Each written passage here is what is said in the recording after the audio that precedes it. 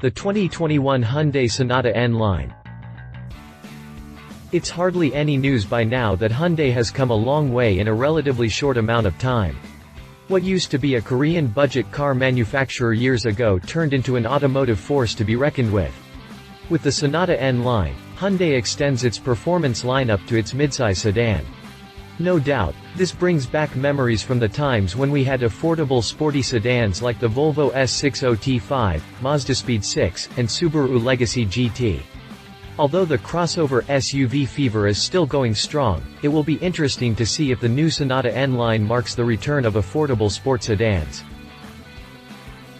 Drivetrain and performance. What we know so far is that the Sonata N will be propelled by a 2.5-liter, turbocharged inline-4 engine. Exact power and torque figures are not yet announced, but they are expected to be around 290 horsepower and 310 pound-feet, 420 Nm. The Sonata N-Line will also make use of Hyundai's 8-speed dual-clutch automatic. All this should mean a 0 to 60 mph sprint in around 5.5 seconds. Power still goes to the front wheels only.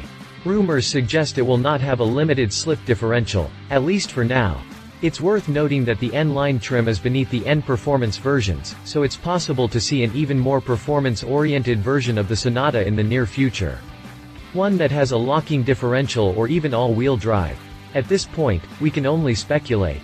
We do know that the Sonata is 0.2 inches (5.1 mm) lower and has different springs, dampers, and anti-roll bars, which are exclusive to the N-Line. Exterior.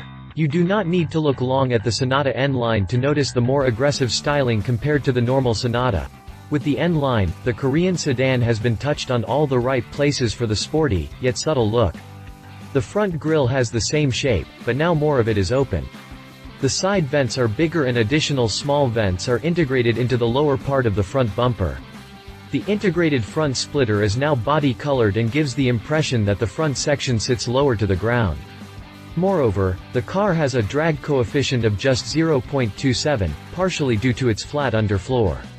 The taillights feature small fins that work together with the diffuser in order to stabilize the airflow. The subtle changes continue to the side, where we now find 19-inch wheels, for a more aggressive stance. Going to the back, we have a diffuser finished in black gloss, which now accommodates the dual exhaust. In addition, you also get a couple of N badges spread across the body of the car, to let you know that it is not an ordinary Sonata you are looking at. Overall, the N-Line Sonata scores a sporty look without being in your face. Interior. Inside the cabin, the sporty sedan theme continues. You still get everything that makes the Sonata interior a great place to be.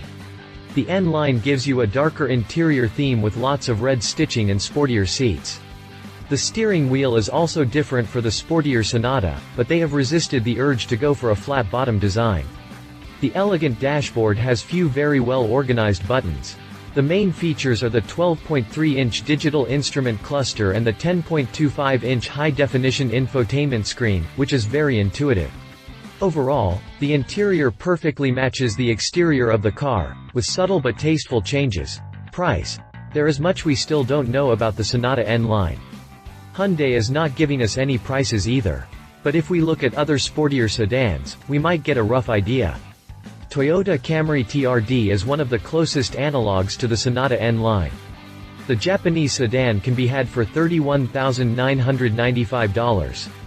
With this in mind, and the fact Hyundai has become quite bold with their pricing, we can probably expect the Sonata N-Line to be somewhere in the $30,000 to $35,000 price range. Competition. Toyota Camry TRD. With the TRD package, Toyota aims to make a mild performance sedan out of the mundane but comfortable Camry. Although the styling of the TRD is anything but mild, the car still retains its comfortable ride, even though it has a more performance-oriented suspension setting. Power comes from a 3.5-liter direct-injected, normally aspirated V6. It produces 305 horsepower, which is slightly more than the supposed 290 horsepower figure of the Sonata N-Line. However, the Camry has 267 pound-feet of torque, significantly less than the 310 pound-feet, 420 Nm of the Korean sedan. The Camry also has an 8-speed automatic, but unlike the Hyundai, it is not a dual-clutch unit. Read our full review on the Toyota Camry TRD Mazda 6 Skyactiv G2.5T. Although the Mazda 6 is a bit more on the sportier side compared to other midsize sedans, it does not have any performance claims. It doesn't have the Mazdaspeed badge or even a revised sportier suspension. It does, however, have a 2.5-liter turbocharged, direct-injected 4-cylinder engine which packs quite a punch. With 250 horsepower, it's a bit down on power, but it has the same 310 pound-feet, 420 Newton-meters torque figure as the N-Line Sonata.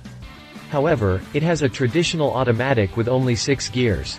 Its biggest advantages are its nimble chassis and lightweight.